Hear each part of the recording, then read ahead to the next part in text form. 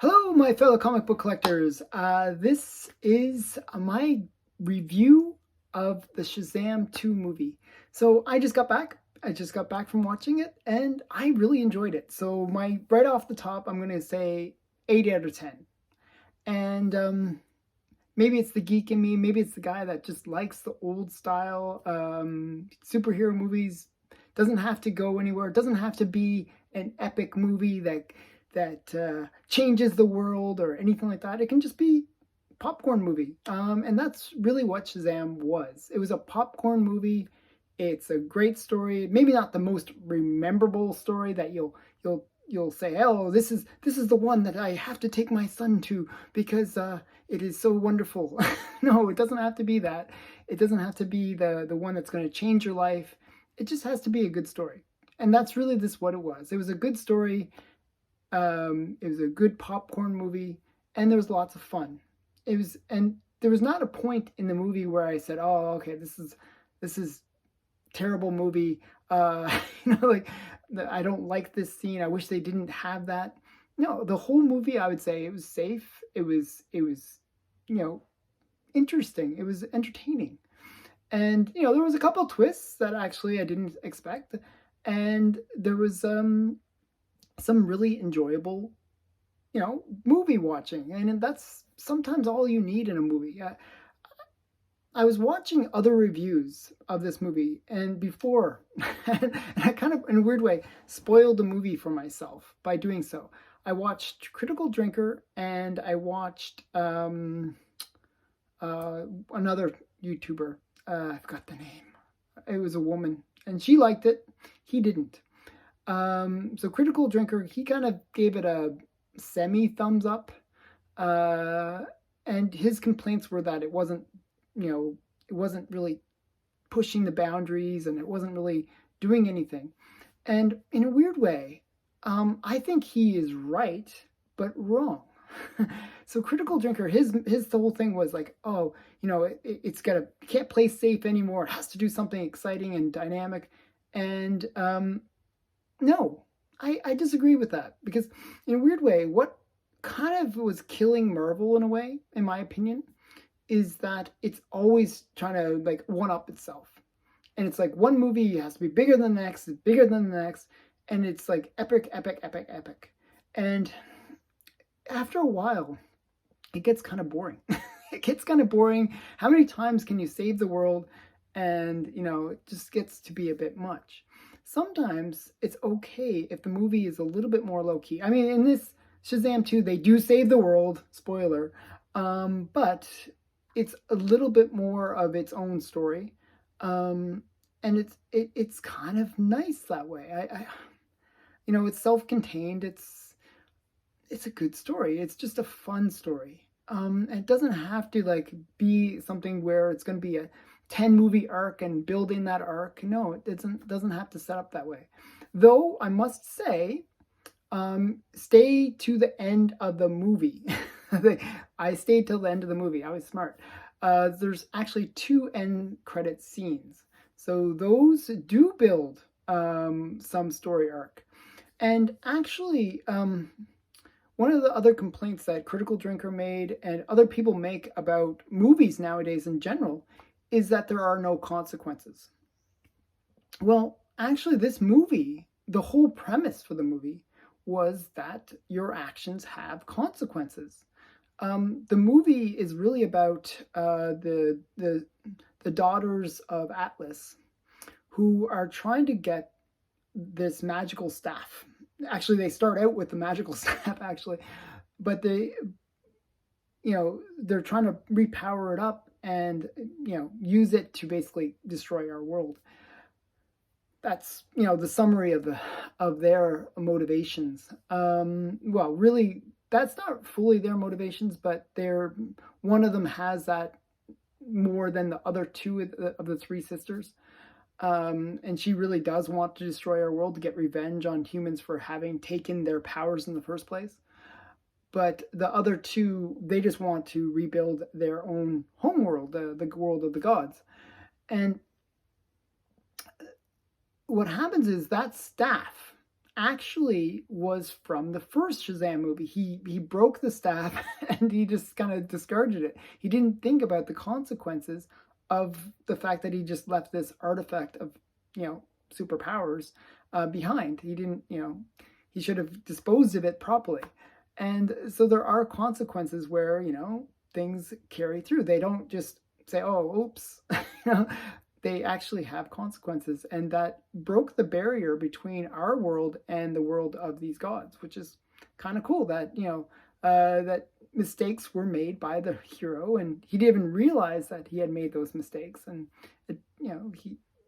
there are consequences. And I kind of enjoyed that. So, if you go into this movie expecting something beyond like Infinity War or that kind of level of like sort of a story that's going to build into a major arc, then you might be disappointed. If you are just going in to have some relaxing time, sitting in front of a big screen, eating some popcorn, enjoying good humor, enjoying people that care about each other, that are fighting together, if you're, then that's this movie. One of the other complaints that other people have made about this movie is that there's no character building. And for the most part, I would agree with that, except for maybe two of the characters in the movie, Billy Batson and Freddie. They basically, they do some character building. And the other family members maybe didn't get as much character building, but they got a little bit. And really, it's those two that are the two main characters. Mary Marvel was a little bit in there as well, and she's a really good looking girl. I was just like kind of blown away by her a bit. She was very cute. So yeah, so those characters probably got the most character development. And it was a really interesting story about the importance of family, importance of team. And, sometimes it's just those simple messages that kind of I enjoy. Now, is it the most complicated story? No. Is there a lot of stuff that you say, well, why did they do that? Or yes, there is some, but it kind of reminds me of, if you read the Golden Age of Captain Marvel, it has a bit of that flavor to it, and those stories are very simple in some ways, but at the same time have some complexity to them. So things that I like mythology, and they brought in some mythology into this story. They brought in various characters, like CGI generated, yes. And the CGI was, not bad, but it was obviously still CGI. It kind of has that, CGI look to it. And there's some scenes that I thought were really funny that other people criticized as well. There is the Skittles scene where it was obvious product placement, but for me, it worked. And it's one of those things that it's either going to work for you or not work for you.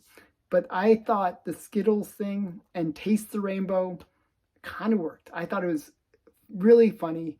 And it's sort of like, sometimes like when they do product placement, they kind of overdo it. And, they try to make it like, oh, this is the greatest product ever and all that kind of stuff.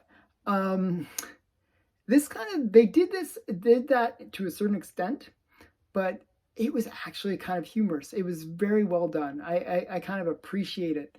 That it was kind of done tongue in cheek and was done well. So there was that. There's a lot of interesting things. I just think it was a good movie to watch. That's pretty much all I can say about it. I don't want to spoil it too much. But there was actually some things that gave me hope about certain characters. Like there was a Justice League member that makes an appearance in the movie, which I was happy to see. And the end credit scene gave me super hope. So I'm going to spoil one scene in the whole entire movie here. I'm going to spoil the end credit scene because I'm not going to spoil it altogether, but I'm going to say that Mr. Mind finally gets more of a role in the end credit scene. And a lot of the people that were still in the theater when I was watching it were like, who's this bug? Who is this guy? And I was like, oh, this is awesome because Mr. Mind is a cool character that is very devious and sets up a really big consequence for Captain Marvel, or Shazam in this case, where he brings together all the evil characters to fight against Shazam, and that is pretty cool. So I'm looking forward to that. It kind of does set up. Oh, maybe there's a Shazam 3 in the works. My only concern is I don't think this movie is going to make as much money. I could sense just in general that I believe that there is a bit of hero fatigue. Marvel movies have really spoiled it for a lot of other superhero movies, potentially, because people are a little bit. I don't think people are tired of superhero movies. I think they're tired of bad superhero movies, and Marvel has been coming out with a string of bad ones, and it's sort of like what happened with Star Wars. What happened was you get a whole bunch of movies or movies / TV series that were bad, really, really bad, about just terrible Star Wars stuff.